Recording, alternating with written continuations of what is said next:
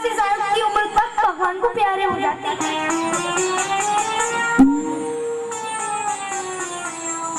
अब भैया उन 100 वर्ष में से भी मनुष्य अपने बचपन को खेलने कूदने में लगा देता है, जवानी सोने में बिता देता है, और जब बुढ़ापा आता है और जब देह भी सुध नहीं लेती तब देह भी सुध लेता है मनुष्य। तब मनुष्य देह भी सुध लेता है। सज्जनों, पर यहाँ पर सज्जनों, महानुभावों, यहाँ पर देखिए सुखदेव जी ने कहा कि हे परीक्षित, मुक्ति पाने का एकमात्र उपाय क्या उपाय है? गोविंद को भजो। और कैसे कि तन से यानी शरीर से संसारी कार्य करते रहो और मन में हर पल गोविंद को ही रखते रहो, क्योंकि जो सांस निकल गई वो वापस नहीं आने वाली, अनमोल है सांस, हर सांस, इसलिए इसे गंवाना नहीं चाहिए। हर पल कृष्ण भगवान के नाम का जप करते रहो, तन से संसारी कार्य करते रहो, मुक्ति का सबसे अच्छा उपाय है ये। और फिर आगे मान बाबू बताओ, इसके बाद आगे बताते हुए सज्जनों, तुरंत उसी क्षण सुखदेव जी बोले कि अब मुक्ति का यही सबसे अच्छा उपाय। परीक्षित जी बोले महाराज अब आप ही बताइए कि 7 दिनों में हम मुक्ति कैसे पाए जाएंगे? क्योंकि ये मन है ना, ये मन तो बड़ा ही चंचल है, ये तो बस में ही नहीं होता, ये तो संसारी प्रपंचों में खोया रहता है, अब इसमें भगवान के चरणों में कैसे लगाए? तो सुखदेव जी बोले कि हे राजा, इसका भी उपाय है, मैं तुम्हें बताता हूँ। और आगे परीक्षित जी को उपाय बताते हुए सुखदेव जी बोले कि हे परीक्षित सुनो, इसका ये उपाय है कि सबसे पहले आसन को जीतो। हमें एक आसन में बैठना सीखना चाहिए, एक आसन में बैठने की आदत डालना चाहिए, जिससे हमारा मन स्थिर हो। और फिर दूसरी बात, सुबह सूर्योदय होते ही उससे पहले ही जल्दी उठ जाना चाहिए, सूर्योदय होने से पहले उठना चाहिए, क्योंकि भैया सूर्य उदय होने के बाद जागना महापाप, और जो सूर्य उदय होने के बाद सोता है उसका मन कभी स्थिर नहीं रहता है। इसलिए सूर्य उदय होने से पहले ही जगना चाहिए। और तीसरी बात, ब्रह्म मुहूर्त में ही स्नान ध्यान भजन भी कर लेना चाहिए। अब देखो ये स्नान भी 3 प्रकार के होते हैं, कौन सी? पहला देवी ऋषि स्नान, और उसका समय होता है सुबह 4 बजे से पहले का, यानी 4 बजे से पहले का जो समय होता है वो देव स्नान का समय होता है। मनुष्य स्नान का समय होता है 4 बजे से लेकर सूर्योदय होने की पहले का, ठीक है। और अब राक्षस स्नान यानी तामस स्नान का समय होता है। तामस स्नान का समय क्या होता है? सूर्योदय होने की पश्चात, यानी सूर्योदय होने के बाद जो स्नान होता है उसे राक्षस स्नान कहते हैं। अब ये सुखदेव जी कहते हैं कि ये परीक्षित, अगर मन को स्थिर रखना हो तो 4 बातों को ध्यान रखना। पहला, एक आसन में बैठना सीखो। दूसरा, ब्रह्म मुहूर्त में ही उठ जाना चाहिए मनुष्य को, और ब्रह्म मुहूर्त में ही फिर स्नान ध्यान भजन भी कर लेना चाहिए। और साथ ही और चौथी बात, स्नान के बाद प्राणायाम के माध्यम से भगवान श्री कृष्ण का ध्यान करना। अगर कोई भी व्यक्ति इन चारों चीजों को अगर 1 महीने तक कुछ समय तक अगर कर लेना, कई दिनों तक, तो उसका मन फिर स्थिर हो जाता है। तो करत करत अभ्यास दीप जड़मति होत सुजान, रसली आवत जात के सिर पर पड़े निशान। मुझे लगे महाराज आप मुझे अब ये भी बताइए कि इस सृष्टि की उत्पत्ति किससे हुई है, कब हुई है, और सबसे पहले बाबा का ज्ञान किसने किसको कराया है? तो तो सुखदेव जी बोली कि हे राजन, इस भागवत का ज्ञान सबसे पहले किसने किसको कराया, मैं तुम्हें ये बताता हूँ। देखो, सबसे पहले सृष्टि में कुछ भी नहीं था, जल वायु अग्नि तेज आग कुछ भी नहीं था।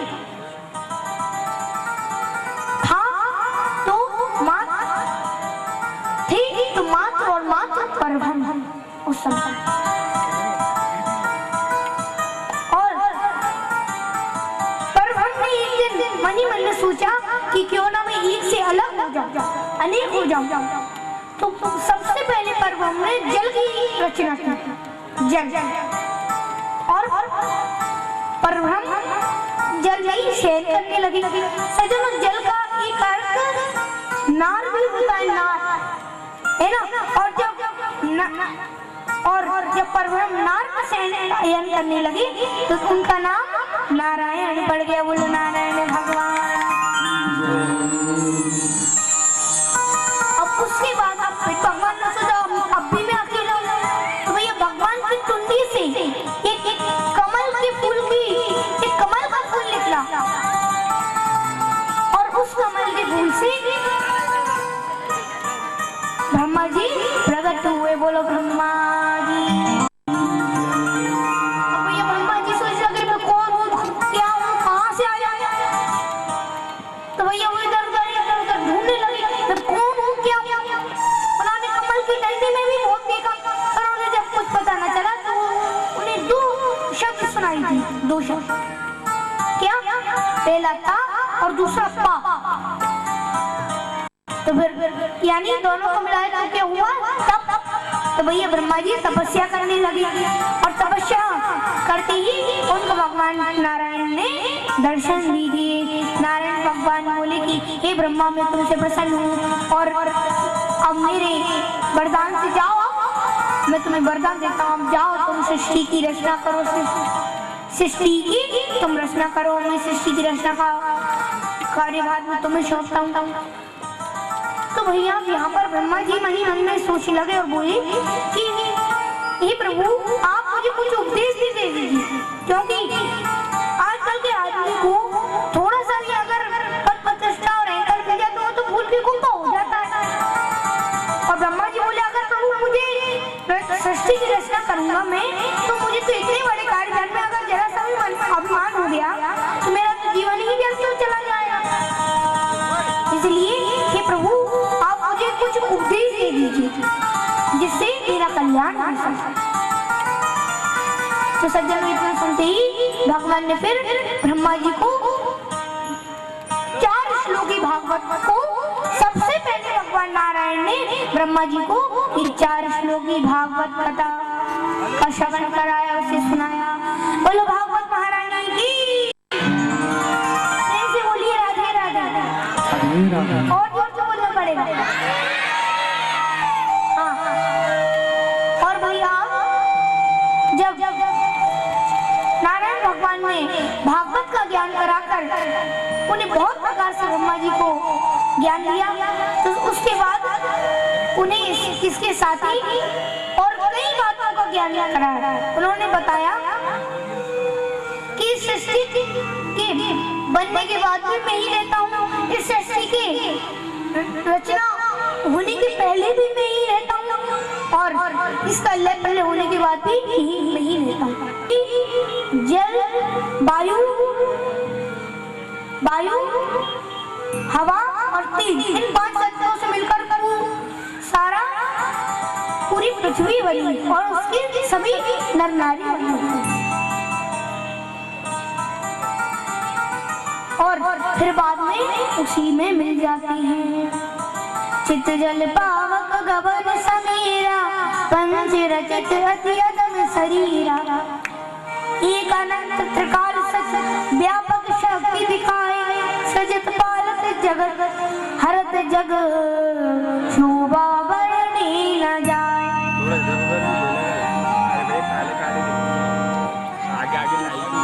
सुखदेव जी बोले चलो परीक्षित, तुम मुझे बताओ कि भगवान किसको जल्दी मिलते होंगे। तो परीक्षित जी बोले भगवान उसी को जल्दी मिलते होंगे जो कि रोजाना 3 बार मानता होगा, बड़ा ही विद्वान होगा,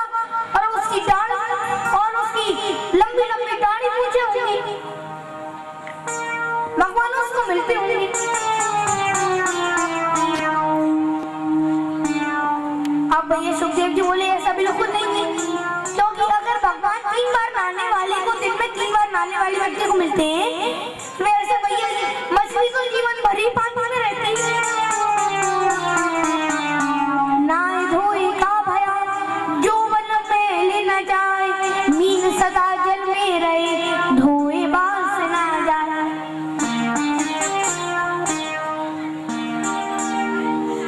फिर भैया तुरंत सुखदेव जी बोली, अरे परीक्षित तुम्हें पता है तुम कह रहे हो भगवान 3 बार नहाने वाले को मिलते होंगे, और पता है तुमको भगवान ने भीड़ों को गले लगाया। अरे वो तो एक महीने तक नहीं नहाते थे, और तुमने कहा भगवान उन लोगों को मिलते होंगे जो बड़ी विद्वान होंगे। तो गजेंद्र क्या पढ़ा लिखा था? नहीं, बिल्कुल कमाल था। वो तो बल्कि गज तो ग्राहक के डर के कारण डर भी गया तो बहुत थी, लेकिन उसने कन्हैया को पुकारा तो भगवान ने उसको भी बचाया, उसकी हुई रक्षा। और तुम कह रहे हो कि भगवान जिसकी लंबी लंबी टांगे ऊंची होंगी ना, उसी को भगवान बनते होंगे। तो सुखदेव जी बोली परीक्षित तो क्या ध्रुव की कितनी उम्र थी? ध्रुव की क्या दाढ़ी ऊंची थी? नहीं, उसकी तो उम्र ही मात्र 5 वर्ष की थी, लेकिन उसने भगवान के नाम का जप किया तो भगवान ने भी उसको आशीर्वाद दिया। तो वही परीक्षित जी बोली कि भगवान जाति को देखते होंगे, जाति नाते को देखते होंगे। तो भैया तुरंत भगवान इतनी बात सुनकर तुरंत बोले सुखदेव जी, नहीं परीक्षित बिल्कुल भी भगवान जाति को कभी नहीं देखते। अगर जाति को देखती तो जाति बात पूछे ही नहीं, कोई हरि को बजे तो हरि को। अगर भगवान जाति आदि को देखती तो फिर देखो शबरी जाति से भिड़ती, लेकिन भगवान ने उसके झूठे भी रखा। और अगर भगवान जाति देखती, रिश्ते नाते देखती और जाति देखती तो फिर इस तरह विदुर जी तो फिर वो भगवान तुम्हारे काका तुम्हारे परदादा जी विदुर जी के यहाँ पर केले के छिलके क्यों खाते? केले के छिलके क्यों खाते? सज्जनों, विदुर जी का नाम सुनते परीक्षित जी बोले, अरे आपने तो मुझे मेरे परदादा जी, मेरे पांडव परदादा जी के भाई विदुर जी की याद दिला दी थी, और आप तो मुझे तुरंत उनकी पूरी कहानी सुनाई। तो सुखदेव जी बोले, ठीक है परीक्षित, तो मैं उन्हीं की कहानी सुनाता हूँ।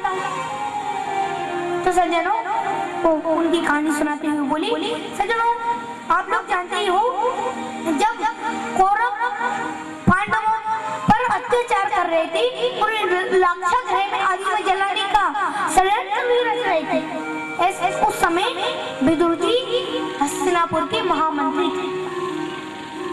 और सज्जनों, ऐसे समय में जब वो महामंत्री थे हस्तिनापुर की, तब उन्होंने एक दिन धृतराष्ट्र से कहा कि आप जल्दी से दुर्योधन और सभी आपके पुत्रों को रोकिए, नहीं तो बहुत गड़बड़ हो जाएगी, अनर्थ हो जाएगा।